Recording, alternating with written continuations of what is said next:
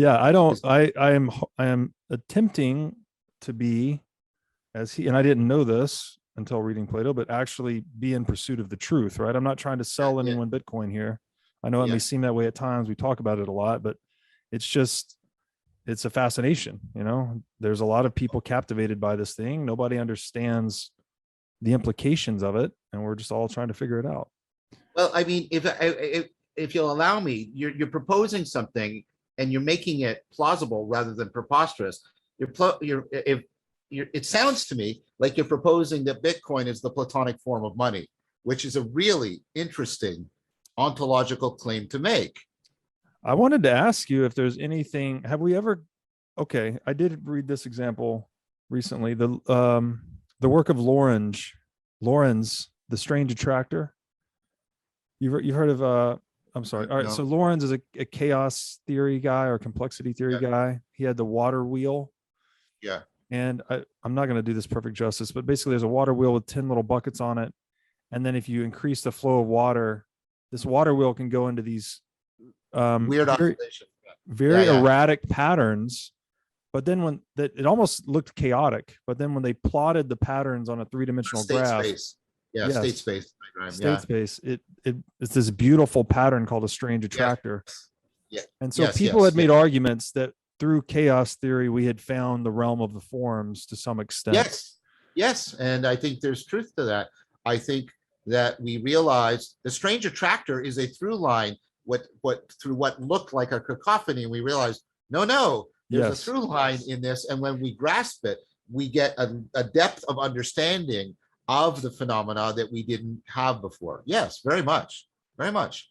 Yeah. So that, I mean, that was the only other example I had ever heard of where we had some direct interface with the realm of the forms, perhaps. But I wanted to Right. ask you if there's anything else that you know of. Well, I think there's lots. I mean, we've been exploring a lot of them here. I've been trying to show how the forms are not strange, abstract things in purely conceptual space. They're in the guts of our phenomenology. They're in the guts of reason and love and how we fundamentally try to make sense and connect the world. That's what I've been trying to do throughout is to bring it out of I'll put this in quotes, Platonic heaven, and actually show you that it's not that. It is not this up.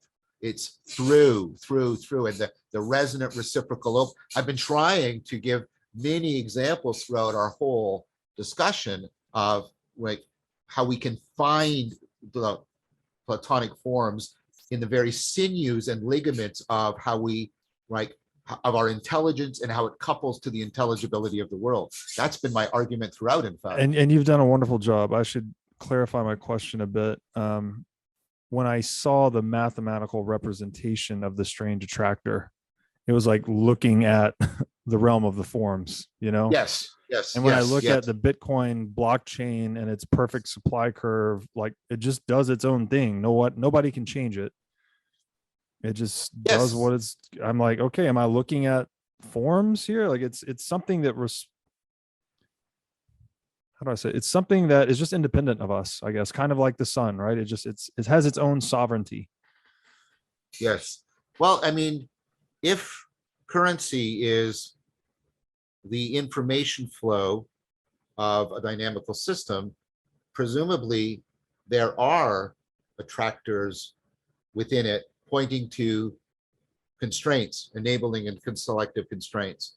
And that might mean that there is something, yeah, in the way we've been talking about it, Platonic about how we should understand currency. I had never put those two together. The Platonic tradition has a long tradition of considering currency filthy lucre, right? It's the people engaged in money are just motivated by sort of their appetites and their passions, and so Plato does not address this. But what you're trying to do is move it off that, and you're trying to understand the fundamental principles at work and what is the form of money. I mean, it's almost like you're changing the question that's the title of your show in a really profound and interesting way. Well, only here in the courtyard of D Logos would that Yeah. question be changed, because I did not reach it on my own. Look, sorry, we probably got 40 minutes left. Do you want to do a 5-minute break and come back? And I didn't mean to hijack the conversation on Bitcoin here. I would love No, to no, try to. Robert, you've been extremely generous in letting me, take Schindler and make all these connections and then try and use it to understand Schindler. I feel it's only fair that I reciprocate, right? And so and I found it interesting, and I like, and the fact that you sort of agree that you're sort of proposing that there's a Platonic form of money. I just think that's a fascinating, and then that has implications for treating money justly and being just in relationship to it, and thereby more just with ourselves and with each other, like in concrete cognitive terms, like reducing the temporal horizon so we're less prone to mythology and intellectual impatience. That's a fascinating and provocative thing to say. It was not a hijacking at all. Well, I'm really happy, thrilled, honestly, to hear you say that. But I do want to give Schindler his due here, and we are well behind on our outline now. But I guess we can try to wrap up in 40 minutes. Well, and I mean, it's also good because I want to be. I don't want to seem like I'm negligent towards your audience, also.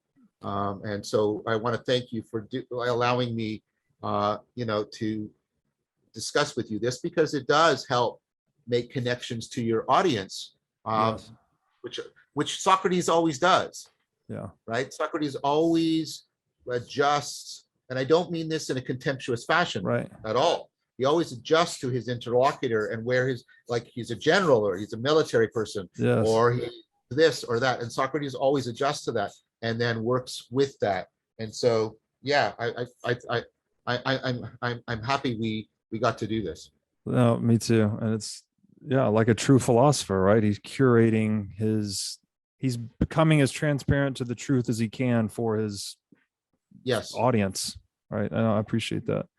Which makes him simultaneously very powerful and powerless. Right. Totally. Yeah. Yeah.